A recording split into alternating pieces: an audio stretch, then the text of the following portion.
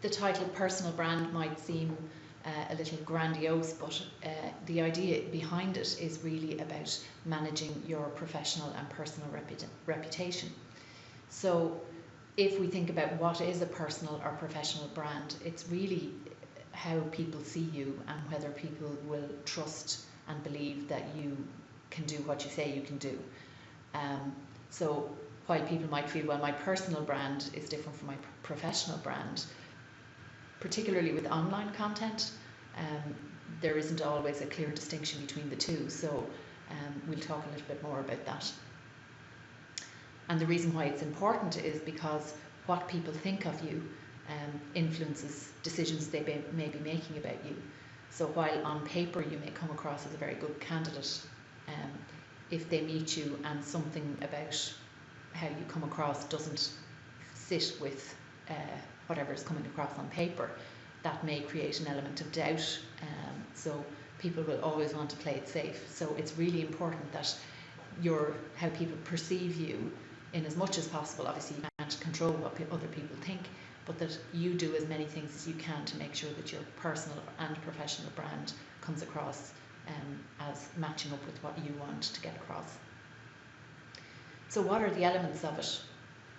Your appearance, how you dress, how you present yourself, how you walk, whether you smile or have a pleasant demeanour. Your voice and your tone. So again, someone who's got a very quiet voice may not come across as being confident, for example. So, that may not be true, but again, it's how people perceive other people.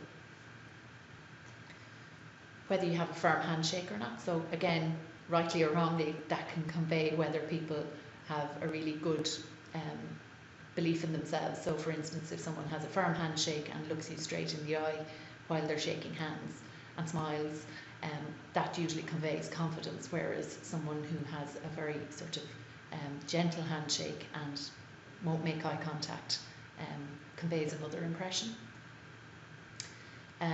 Introducing yourself confidently, or if you're making a pitch for a particular role or something, again, that creates confidence and conveys something about you and what you can do. Your CV and cover letter, obviously. If you happen to have one spelling mistake or grammar error in your CV or cover letter, that could be, it might seem very harsh, but it could be the reason why it gets discarded. And it would be a shame for that to happen. So again, it's important that that adequately and accurately represents you and what you can do. LinkedIn and other social media, again, very important in lots of professions. So making sure that people are aware of what you do and that matches up with what people can find out about you online. That obviously extends to if you have a website, if that's relevant, or a blog, or a business card. So again, all of these things are elements that make up your personal brand, and there may be other things as well, even the car you drive perhaps. So it's just worth thinking about the impression that you want to create. So managing your reputation, and one element that people often forget about this is they may not think about how their online reputation is being represented. So your personality will come through in social media. So quite a lot of the time people will, put a lot of effort into their LinkedIn profile and have it look, great, professional photograph and so on. But they may forget that perhaps if they're using Facebook or Twitter and don't have huge security controls on those, that if people look at what you post on Twitter or Facebook, that other aspects of your personality, even though you believe it's private, may come through. So even if it's just the photograph, even if it's just your profile photograph, people will infer things. So it's again important, if you're looking for work, that you want that to represent how you are as a person.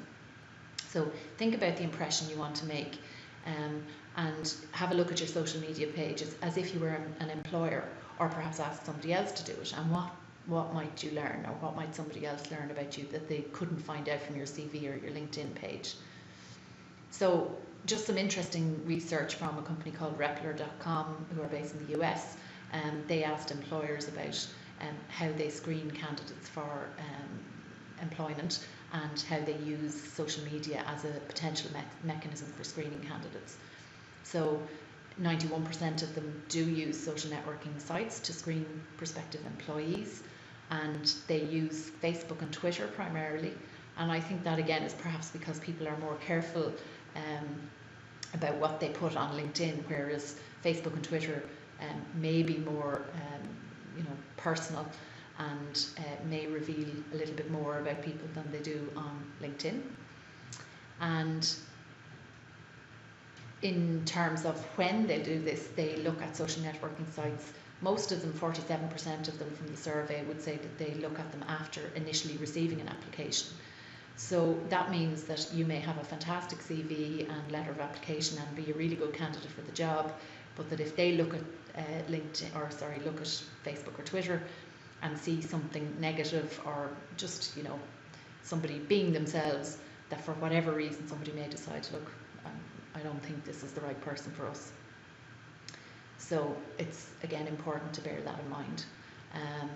And in terms of whether people were rejected or not, 69% of employers said that they had rejected a candidate because of what they saw about them on social networking. So, for instance, they may have lied about their qualifications and presumably then went on to say something about it on Facebook or Twitter. They may have made negative comments, or just had poor communication skills, or posted inappropriate things. So they are all important things to bear in mind while you're looking for work, and how you manage your online presence, and just being aware of what other people may be able to see about you online.